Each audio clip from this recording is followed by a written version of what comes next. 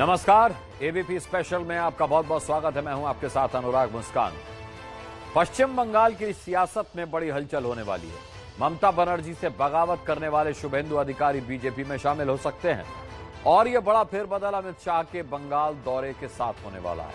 Plan तो ऐसा है कि अमित शाह शुभेंदु को बीजेपी में शामिल कराकर बंगाल ले जाएंगे। एबीपी न्यूज की इस खास रिपोर्ट से जानिए क्यों यह सियासी फेरबदल ममता के लिए बहुत बड़ा झटका साबित हो सकता है।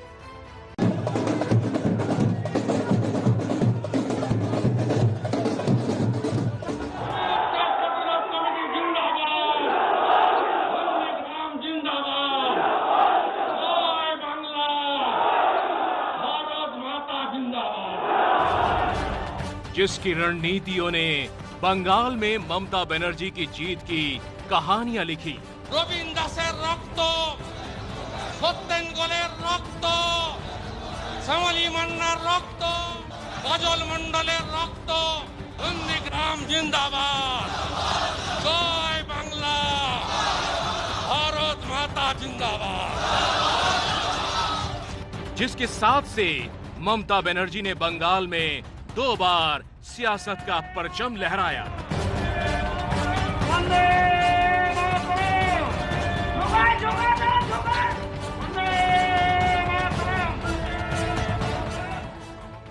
अब उसी सियासी योद्धा की बगावत ने टीएमसी की नींद उड़ा रखी है। नाम है शुभेंदु अधिकारी।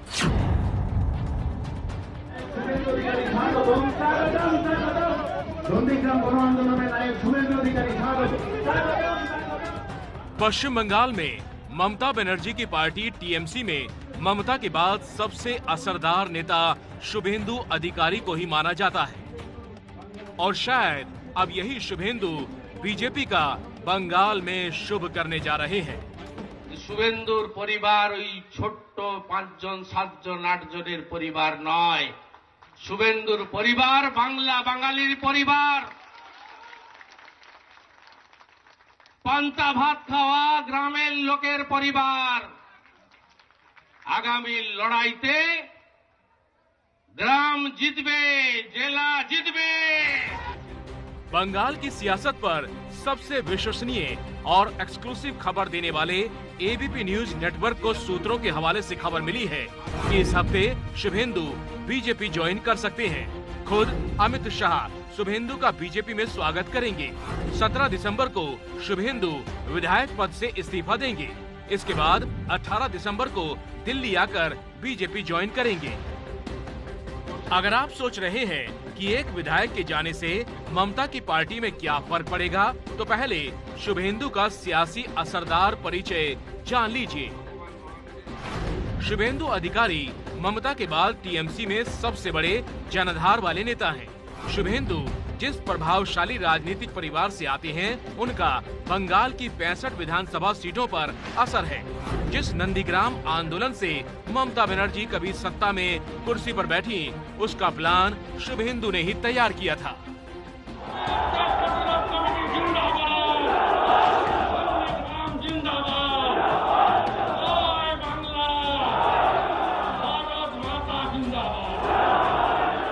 शुभेंदु के इसी सियासी असर को जानने के लिए एबीपी न्यूज संवाददाता कुंतल चक्रवर्ती बंगाल के नंदीग्राम पहुंचे हैं।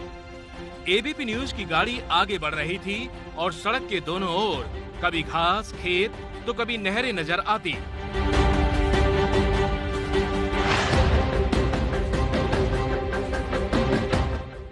और फिर एक पुल आया।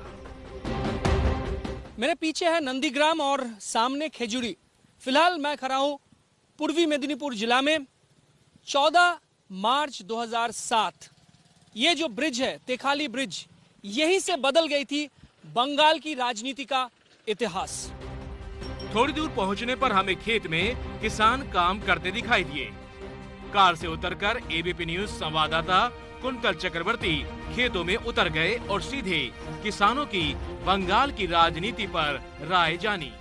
आपको बता दूं कि नंदीग्राम में किसानों का काम आसान नहीं है। यहाँ ज्यादातर जो जमीन है एक फसली जमीन है, क्योंकि खड़ा पानी है यहाँ और यहाँ एक ही बार फसल उगाते हैं किसान अब चलिए उनसे बात करते हैं कि क्या वो इस साल चुनाव से पहले क्या सोच रहे हैं। फसल अच्छा नहीं हो, सब कुछ दादा के लिए, दादा से मुसीबत है, खेत पे सब बिखर जाता है दादा के लिए। अभी चासबास खेत पे चासबास हो रहा है। मतलब क्या किया उन्होंने, यहाँ क्या बदलाव लाया? दादा ने सब कुछ किया है।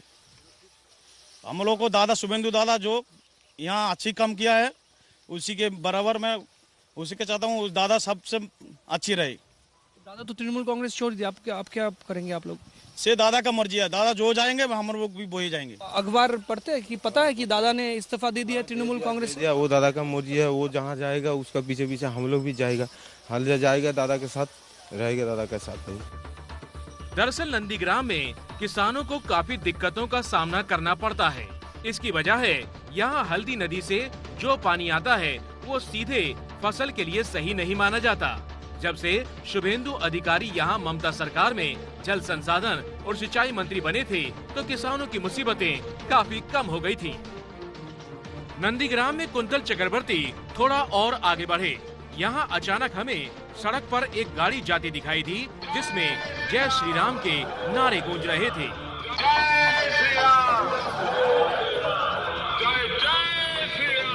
आगे बढ़ने के लिए कुंतल चक्रवर्ती नंदीग्राम की सड़कों पर एक खास तरह की गाड़ी पर सवार हो गए और यहाँ भी लोगों से शुभेंदु अधिकारी के बारे में चर्चा की। आपको बता दूं कि पश्चिम बंगाल में अलग अलग जिलों में इस तरह की वैन कहते हैं इसको, और इस तरह के वाहन आपको मिलेगा। छोटे छोटे सफ़र के लिए आप 2 किलोमीटर 4 किलोमीटर जा सकते हैं और गांव के जो लोग हैं इस तरह के वैन में सफ़र भी करते हैं। शुभेंदु अधिकारी ने जो इस्तीफा दे दिया है तृणमूल कांग्रेस से, क्या ये आपको पता है? हाँ पता है। हम लोग का दादा है ना, वो इधर रहेगा तो अच्छा रहेगा ना। हम लोग का इधर बहुत कुछ किया है। शुभेंदु दादा नहीं रहेगा तो हम लोग भी नहीं रहेगा। अभी तक की पड़ताल में ये साफ पता चला कि नंदीग्राम में तो दीदी से ज्यादा शुभेंदु दादा का सिक्का चलता है। और यहाँ भी लोगों का कहना है कि वो शुभेंदु अधिकारी के साथ रहेंगे इस बार चुनाव में, क्योंकि बहुत सारे काम यहाँ उन्होंने पिछले कई सालों से किया है। आगे की पड़ताल से पहले आपको नंदीग्राम का सियासी महत्व समझाते हैं। बंगाल की राजनीति में नंदीग्राम से टीएमसी के लिए सत्ता का रास्ता निकला था। यहाँ इंडोनेशिया के सलीम ग्रुप की एक केमिकल हब के लिए किसानों की जमीन अधिग्रहण की गई थी, जिसके खिलाफ टीएमसी ने आंदोलन किया था। लेफ्ट सरकार के दौरान यहाँ 2007 और 2008 में जमकर हिंसा भी हुई थी। 4 मार्च 2007 को नंदीग्राम में पुलिस की फायरिंग से 14 गांव वालों की मौत हो गई थी। इसके बाद तो यहाँ हिंसा का दौर चलता रहा। ये माना जाता है कि नंदीग्राम और हुगली जिले के सिंगूर में चलाए गए किसानों के आंदोलन की वजह से ही ममता बनर्जी लेफ्ट को हटाकर सत्ता में आ पाई और इसके पीछे शुभेंदु अधिकारी का ही माइंड गेम था। कुंतल चक्रवर्ती अब नंदीग्राम में एक चाय की दुकान पर पहुंचे हैं। बीजेपी भी बंगाल में चाय पर चर्चा कर रही है। उसी तरह संवाददाता कुंतल ने भी लोगों से शुभेंदु पर राय जानी। सबने यही कहा, शुभेंदु चाहे टीएमसी में रहे या बीजेपी में, हम तो दादा के साथ हैं। बंगाल में ना चाय के अड्डे में राजनीति को लेकर बहुत ज्यादा ही चर्चा होता है। अभी तो बहुत ज्यादा लोग नहीं है, कुछ लोग तो यहाँ है। आपसे जानना चाहूंगा कि फिलहाल आपको पता है कि बंगाल की राजनीति में सबसे ज्यादा चर्चित विषय जो है क्या है? फिलहाल तो अभी जो है बंगाल में मतलब राजनीति में जो चर्चा जो ज़्यादा चल रहा है वो शुभेंदु अधिकारी को लेके। एक्चुअली पश्चिम बंगाल का जो ममता बनर्जी का जो सरकार है उससे ज़्यादातर से किसी का अगर हाथ है तो वो शुभेंदु अधिकारी का। शुभेंदु अधिकारी का कुछ असर नहीं पड़ेगा क्योंकि वो जिधर रहेगा उसका आम जनता उनके साथ रहेगा। और नंदीग्राम तो उनके साथ एक तरफ से देखा जाए तो नंदीग्राम उनके साथ ही रहता है और उनके साथ ही रहेगा। जैसे भी हो, जो भी हो, जो करेंगे उनके साथ ही रहेंगे। शुभेंदु अधिकारी नंदीग्राम का हीरो है, उसका साथ हम लोग है, हम लोग रहेगा उसका साथ। यहाँ नंदीग्राम में बहुत काम किया उन्होंने। नंदीग्राम में जो काम किया पहले क्या था? पहले किस तरह का? मतलब 2010 या 11 से पहले किस तरह का था नंदीग्राम?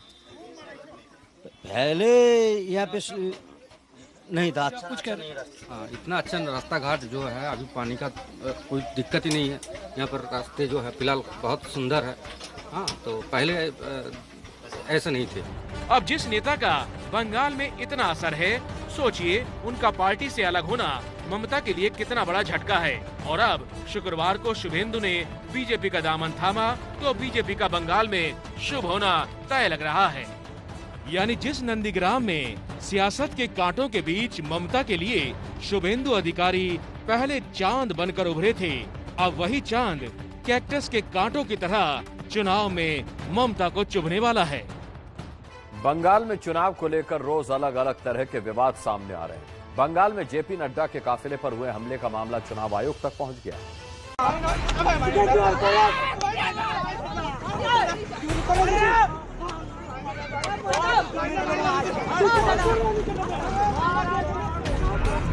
बंगाल में चुनाव के नाम पर बवाल हो रहा है। कहीं देश की सबसे बड़ी पार्टी के अध्यक्ष पर अटैक,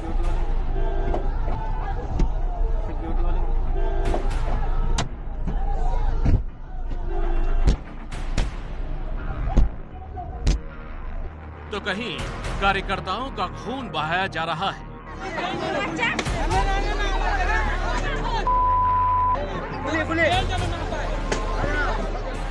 बीजेपी ममता के बंगाल में गुंडाराज बता रही है। घर से निकलना मुश्किल है। सारा देश घूमता हूं मैं, लेकिन ऐसा जंगल राज्य मैंने नहीं देखा। विनाश काले विपरीत बुद्धि, विनाश का समय आया है और विपरीत बुद्धि चली है। ममता बनर्जी बीजेपी नेताओं को चंबल का डकैत बता रही है। बीजेपी को तो बड़ चोर কোথায় আছে? এত বড় ডাকাত সর্দার সব চম্বলের বড় ডাকাত, চম্বলের বড় ডাকাত। वैसे तो चुनाव आते ही प्रचार, वोटिंग, काउंटिंग, ईवीएम ये शब्द गूंजते हैं, लेकिन बंगाल चुनाव में तो बस बवाल, हिंसा, हत्या और न जाने क्या क्या गूंज रहा है। আমি অবাক হয়ে যাব না যদি কোনোদিন শুনে ওরা যদি না পারে তাহলে মমতা ব্যানার্জিকে খুন করবে, ওরা দেখবে খুন করবে। আমি আজ ঘোষণা করে দিয়ে যাচ্ছি। और बंगाल चुनाव की यही लड़ाई अब चुनाव आयोग के दर तक पहुंच गई है। चुनाव आयोग के दफ्तर में ये जो कार घुस रही है उसमें बीजेपी के 2 सांसद हैं, स्वपन दास गुप्ता और लॉकेट चटर्जी। दिल्ली में चुनाव आयोग से मिलकर इन सांसदों ने कहा कि बंगाल में अभी से चुनाव आचार संहिता लगा दीजिए, क्योंकि ममता सरकार के राज में चुनाव होंगे तो बवाल ही होगा। 24 घंटे के अंदर हमारा 2 कार्यकर्ता का मौत हो गया है, 130 कार्यकर्ता का मौत हो चुके हैं। तो इतना वायलेंस होगा तो 21 में कैसे इलेक्शन कर पाएंगे? हम लोग इसको बोला है, सीरियसली लिया है, उन्होंने टीम भेजेंगे, कुछ करेंगे वो। 17 तारीख को Sudeep Jain deputy election commissioner वो जाएंगे पश्चिम बंगाल में। हम लोग जितना कंप्लेंट दिए हैं, सिर्फ हम लोग नहीं, और भी राजनीतिक दल भी जो कंप्लेन और ऑब्जर्वेशन किया है वो पूरा जांच करेंगे और उसके बाद पूरा यहाँ फुल बेंच और इलेक्शन कमीशन मीट करेंगे। इधर दिल्ली में बीजेपी चुनाव आयोग से शिकायत कर रही थी, उधर जलपाईगुड़ी में ममता बनर्जी ने रैली की और बीजेपी पर जमकर निशाने साधे। শুধু কানে কানে বলে ও চোর ও খেয়েছে। বিজেপির মতো বড় চোর কোথায় আছে? এত বড় ডাকাত সর্দার সব চম্বলের বড় ডাকাত, চম্বলের বড় ডাকাত। সারা জলপাইগুড়ি আলিপুরদুয়ারে নতুন একটা ধর্ম তৈরি করেছে, দাঙ্গা ধর্ম, কুৎসা ধর্ম, ঘৃণ্য ধর্ম। স্বামী বিবেকানন্দের হিন্দু ধর্ম নয়, ওটা ঘৃণ্য ধর্ম। একজন আরেকজনকে খুন করো, একজন আরেকজনকে কুৎসা করো, একজন আরেকজনের জাতিভেদ করো, দাঙ্গা লাগিয়ে দাও, হিন্দু মুসলমান শিখ খ্রিস্টাन। गुंडागर्दी के अलावा बीजेपी ने बंगाल में एक और बड़ा आरोप लगाया है। बीजेपी नेता सब्यसाची दत्त ने मुख्य चुनाव आयुक्त को चिट्ठी लिखकर कहा है, बंगाल में बांग्लादेश बॉर्डर से सटे विधानसभा क्षेत्रों में अचानक वोटरों की संख्या बढ़ रही है। ये न सिर्फ देश की सुरक्षा के लिए खतरनाक है, बल्कि चुनाव में भी इससे धांधली होगी। जहां कोई नया टाउनशिप नहीं बन रहा है, एकाएक अचानक वोटर लिस्ट में बहुत से नाम घुस चुका है, उसके लिए आप थोड़ा जांच कीजिए। खास करके 16 डिस्ट्रिक्ट है जो बंगाल से सटा हुआ बांग्लादेश है, जहां से आदमी आने से पहले उनका वोटर कार्ड बन जाती है। इन तमाम खींचतान के बीच कल चुनाव उपायुक्त बंगाल के 3 दिन के दौरे पर आ रहे हैं। कानून व्यवस्था को लेकर वो बंगाल में हालात की समीक्षा करेंगे। यही नहीं, सूत्रों के हवाले से खबर ये भी है कि केंद्रीय गृह मंत्रालय ने बंगाल में प्रचार के लिए जाने वाले वीआईपी नेताओं की सुरक्षा बढ़ाने की तैयारी की है। 10 दिसंबर को बीजेपी अध्यक्ष जेपी नड्डा के काफिले पर अटैक हुआ था। इस हमले में बीजेपी के महासचिव और बंगाल में चुनाव प्रभारी कैलाश विजयवर्गीय घायल हो गए थे, जिसके बाद उन्हें अब बुलेट प्रूफ कार मुहैया कराई गई है। पश्चिम बंगाल में चुनाव अगले साल होने हैं।